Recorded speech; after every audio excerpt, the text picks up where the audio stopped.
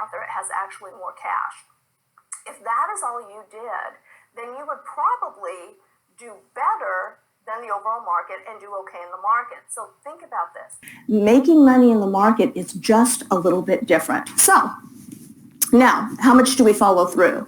Do we do the things necessary to actually move forward and get educated and make money? Who do we hang around? Our friends or mentors. If you're hanging around people that are telling you, you know what, you can't be rich, we're never going to be rich, then you know what, you might start to believe that. But what if, instead of that, you came over to my house, came over to Mike's house, came over to Stacy's house, and got up in the morning, opened up your laptop, and your laptop looked just like my laptop.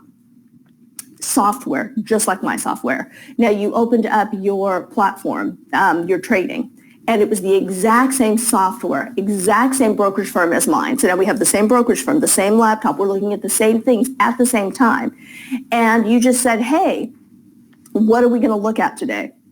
Myself, Mike, Stacy started saying, you know what, this is what I'm looking at. These are the stocks. This is what I'm thinking. And you actually copy or were with us and actually learned with us and traded right there with us.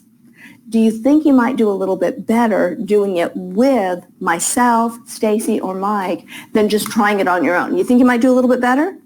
Yeah, so who are you hanging around? Now, which path do we take? Easy path or the hard path? Because when you think about it, we have never been taught how to actually take care of our retirement, right? We've never been taught what to do in the third part of our life. We grow up and we're taught, be a good person, go to school, get educated, then maybe get a career, get your family going. So now you've been taught what to do in the first part of your life. Be a good person, your values, your family teaches you that. Go to church if you go to church. And then you're taught to get educated, maybe go to secondary education or a training, or maybe you just learn a skill, and you've been taught to get a job and make money, but nobody ever teaches us what to do in the third part of our life. What do we do in retirement? Well, we're actually just taught to retire, take our money, hand it over to somebody, and then we just kind of go away. So let's think about this. We're actually supposed to give our retirement, this is the third part of our life, our entire life savings to a complete stranger. Maybe we know them, maybe we don't, and just hope they do a good job, right? And what you're going to find, and keep in mind, they've never been taught how to trade. What they've done is pass a test, similar to a test you pass in real estate. Now, when you take a real estate test, does it actually teach you everything you need to know about real estate, or just what the laws are? So, what about the third part of our life? What you're going to find over these next 2 days, that in most cases, you can do better than someone else managing your money for you. And the reason for that is very simple. They're going to charge you a lot of fees you no longer have to pay. So you can actually do better. Now, as we go through this, all right, I've just got a couple of guidelines as we jump into this. Now, we're going to get into the fundamentals of a stock. We're going to get into the technicals, how to read a chart, how to place a trade. But just as we move forward, a couple of guidelines. No recording. All the examples are for demonstration purposes, educational purposes only. And I do want you to participate. So just for right now, as we get started, I'd like everyone to go in and go into the chat box if you haven't opened it up. Type in your name and the city that you're from, just so that we know where you are, where you're from, so we can kind of get an idea. So go ahead and do that.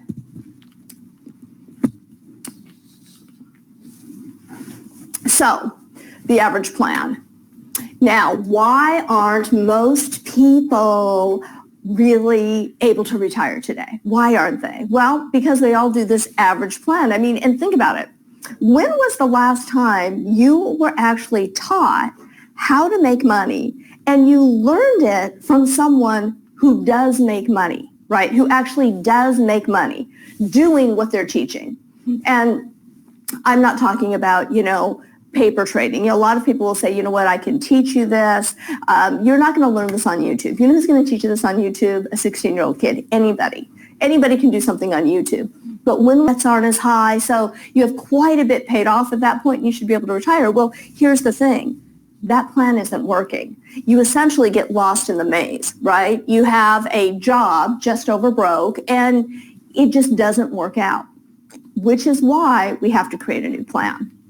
What is our new plan going to look like? Well, first and foremost, I need to be self-reliant. You know what? If I'm working for someone else, I'm not self-reliant. We want to have cash flow. We want to have sustainable growth. And now, I don't mind working for someone else, all right? So if I have a job, that's fine. I don't mind working for someone else, but I don't want to have to. As long as I'm dependent on someone else for my income, I'm not self-reliant, and I don't believe I deserve to be rich. Now, most people I know that are financially independent actually go out, either get another job or start a business, because just because you've achieved financial independence doesn't mean your brain stops, right? You still want to get out and do things. Now, cash flow. We need positive cash flow. My bills come every month, right? And when do yours come? So we want positive cash flow. We also want sustainable growth. I want long-term growth that still creates some monthly cash flow. So for example, I invest in real estate, Mike, Stacy, a lot. I'm sure many of you invest in real estate. What do you do when you get a property? The first thing you do is you want that long-term growth, but you also want to get a renter in there, right? We get a renter in there to get us positive cash flow. Now, what's nice for that is it's kind of a safety net, right? So I know that I've got some long-term cash. So in order to do that, I'm going to have to start a new plan. All right. And how many of you are aware of this? Do you know that, and myself, my family is from India. I was born in Minnesota, but I have traveled outside of the U.S. And I will tell you, wherever you go out of the U.S., everybody in the world wants to come to America. Because in America, anybody can start a business. We have the ability to create wealth. Well, did you know that the number one business that is started in the U.S. are restaurants? 42,000 in the United States, restaurants open each year. Now, that's in the U.S., but here's what's crazy. Within 3 years, 21,000 are bankrupt, and with 5 years, over half are, 29,000. So, when you think about it, why would anybody jump in and open a restaurant? Because what happens is people think, you know what? I love to cook. There's an empty building. Guess what? I think I'm just going to go and start a business. But do they know what the costs are going to be? What are the renovation costs going to be? How much is it going to cost in advertisement? What if the advertisement doesn't work? Is there additional funds for other advertisement? What about the food costs? What if you start a restaurant and nobody likes your food? Are you going to be flexible and change the food? Right? What if the food doesn't sell? Do you have additional funds for more food and the loss of throwing that food away? By the way, are you good at managing people? How are you? Do you get along with people? Do you have history of managing people? Just because you like to cook doesn't mean that you're a good business owner, right? And what's crazy is all of these people, and I don't know if you've ever watched Bar Rescue or all those shows where, people come in and save restaurants and you talk to them and they're like, oh my gosh, we took a mortgage out on our home. We cashed out our 401k. Everything is in this. And they're on the brink of losing everything. It's very, very sad. Now, why would people open a business when the odds are completely against them? Think about that. It's the number one business opened in the U.S. But what's the problem? They don't have a good business plan. Now, I'm saying this because as you trade, this is going to be your business. We need a business plan. We need a plan. You know what restaurant never goes bankrupt? McDonald's. McDonald's. Now, when you open up at McDonald's, let's think about this. Do you have to figure out what's on your menu? No.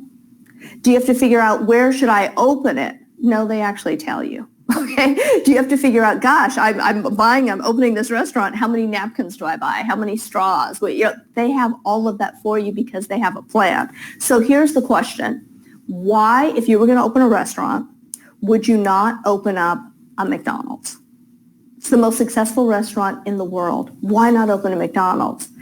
And here it is right here. What I'm about to tell you is why some people are rich and some people are not. And it's simply this, because in order to open up a McDonald's, a wealthy person, the way they think, A wealthy person says, okay, I want to open up a restaurant. I'm going to open up the most expensive or the most profitable and the most successful restaurant there is. I'm going to open a McDonald's. And what's it going to take for me to open a McDonald's? Oh, it's going to take at least $1 million. And you know what the average person says? I want to open up a restaurant, but I don't have $1 million. And there it is right there. Nobody ever said you had to have the $1 million. Now you have to have access to the money, but you don't have to have the money. And there we go. It's the same thing in real estate. Think about it. You want to buy a home. Do you actually have to have all the money to buy the home? No, but you have to have access to the money. And the average person says, you know what? I don't have $1 million. I can't do it. And they just stop right there. I'm not saying rich people are good people and, middle class or poor people are bad people. But what I am saying, I'm not saying that at all. What I am saying, though, is if we want to be rich, we have to start thinking like rich people. Now, did you know that your brokerage firm will loan you money? Think about that. You put in $5,000, they'll put in $5,000. You put in $2,000, they'll put in $2,000. You put in $10,000, they'll put in $10,000. And why do they do that?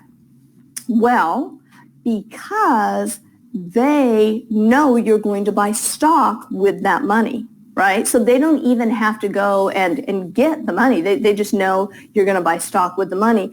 And now, why will they loan you money? Well,